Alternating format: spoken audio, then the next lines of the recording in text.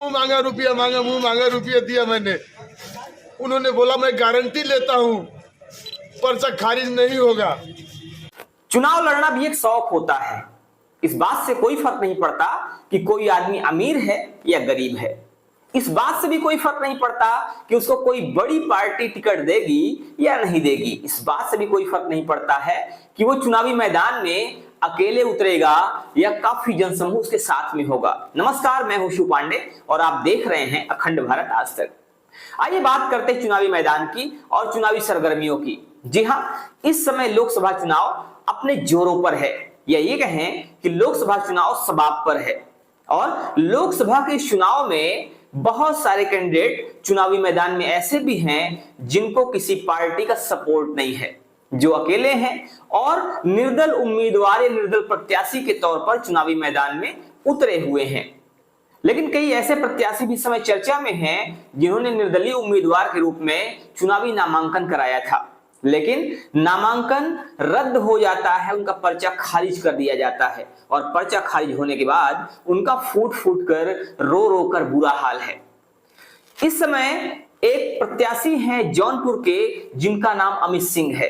अमित सिंह एक निर्दल प्रत्याशी के रूप में चुनावी मैदान में उतरे थे। उन्होंने चुनावी पर्चा भी भरा। किसी ने उनको आश्वासन दिया था कि आपका पर्चा खारिज नहीं होगा। अमित सिंह ने घर के सारे गहने बेच दिए और उन्होंने अपनी जो जमा पूंजी थी शायद उसको भी लगा दिया। लेकिन जब उनका पर्चा खारिज हो जाता है तो अमित सिंह के नीचे से जमीन खिसक जाती है। अमित सिंह का रो रो कर बुरा हाल हो जाता है। क्या ऐसा नहीं होना चाहिए कि जब भी कोई प्रत्याशी पर्चा भरता है उसी समय ये बात पक्की हो जाए कि इस प्रत्याशी का पर्चा खारिज हो सकता है या नहीं हो सकता है? क्रॉस चेकिंग जो होना है ये उसी समय हो जाए जब तक प्रत्याशी बहुत ज्यादा पैसे नहीं खर्च किया होता है, जिससे कि गरीब प्रत्याशी इस विभीषिका से बच जाएं। लेकिन शायद ऐसा नहीं होता है और इसी का परिणाम यह है कि कई बार जो गरीब प्रत्याशी हैं वो इस फेरे में बहुत बुरी तरह फंस जाते हैं और फिर उनके पास कोई ऑप्शन नहीं बचता है। ऐसा ही एक मामला पिछले दिनों आया था उत्तर प्रदेश के कौशाम्बी जिला से, जहां उत्तर प्रदेश के कौशाम्बी जिला के मंझनपुर में एक ऐसे ही गरीब प्रत्याशी ने पर्चा भरा था। नाम होता है छिद्दू चमार। उनका पर्चा कैंसिल हो जाता है और उसके बाद रो रो कर उनका बहुत बुरा हाल होता है। और बुरा हाल हो भी क्यों ना, क्योंकि जब एक गरीब प्रत्याशी चुनावी मैदान में होता है तो अपने सपने संजोने के लिए, अपने सपनों को पूरा करने के लिए वो घर की सारी धन दौलत को दांव पर लगा देता है।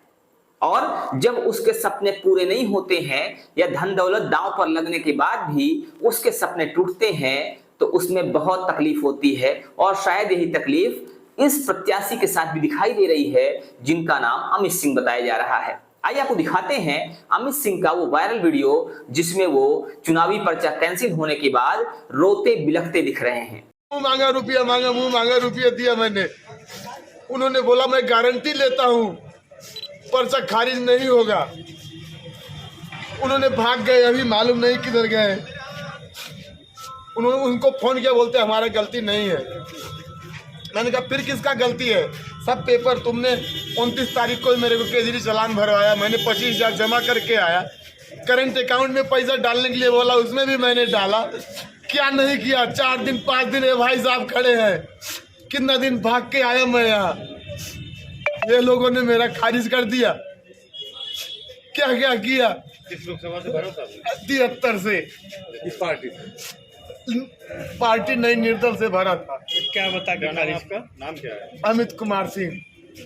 बताए क्या है, वजह क्या बताए वजह बोलते हैं केजरी चालान जो 25,000 है ये नहीं लगा है। वकील बोलता है तुमको लगाना चाहिए। मैं वकील हूँ, तुमने किस चीज का मुंह मांगा रुपया लिया? मैंने मुंह मांगा रुपया दिया। 5,000 मांगे, उन्होंने 5,000 1 रुपये नहीं छोड़ा, मैंने 5,000 दिया। अभी वो भाग गए हैं। उनको तो कितना गेड़ी काटेगा ये भगवान जाने, कितना गेड़ी काटेगा। मैंने घर बेचा है अपना, सब सोना दागिना सब बेच डाला। मैं बर्बाद हो गया। 30-35 लाख रुपए खर्चा करके ये लोगों को मारेगा। पहला नंबर तो डीएम के ऑफिस में सीसीटीवी क्यों नहीं है? इसको योगी और मोदी को दोनों को जवाब देना पड़ेगा। क्यों नहीं है? हर जगह सीसीटीवी उनके चैम्बर में क्यों नहीं है? एक एक पन्ना उन्होंने चेक किया। कल क्यों नहीं बताया मेरे को कि ये चीज तुम्हारा नहीं है? मैं वहां पे देता था उनको। मकान बेच के आप चुनाव लड़ रहे थे? हाँ, मकान बेच के, अपना सब कुछ बेच के, मेरा था ख्वाहिश मेरा एक वोट मिलेगा चलेगा, लेकिन ये लोगों ने मेरा खारिज कर दिया। सांसद लड़ रहे थे, सांसद ही लड़ रहा है। अब अभी तो तांडव होगा। 2 महीना से मैं खाया पिया पड़ा हूँ। 7 मार्च शाम को भोजन किया हूँ, अभी तक मैं खाना नहीं खाया हूँ। ये लोगों को मैं काट डालेगा, कितने भी सिक्योरिटी में जाएंगे, छोड़ने वाला नहीं है मैं। चलिए ठीक। तो चुनाव आयोग को इस पर भी ध्यान देना चाहिए। और अगर ऐसा कुछ हो सकता है कि चुनावी पर्चा भरते समय अगर ये बात कंफर्म हो जाए कि ये पर्चा खारिज होगा या नहीं खारिज होगा, तो इससे प्रत्याशियों को काफी सहूलियतें मिल सकती हैं। बने रहिए हमारे साथ खबरों के अपडेट के लिए और देखते रहिए आपका अपना चैनल अखंड भारत आज तक न्यूज। जय हिंद, जय भारत।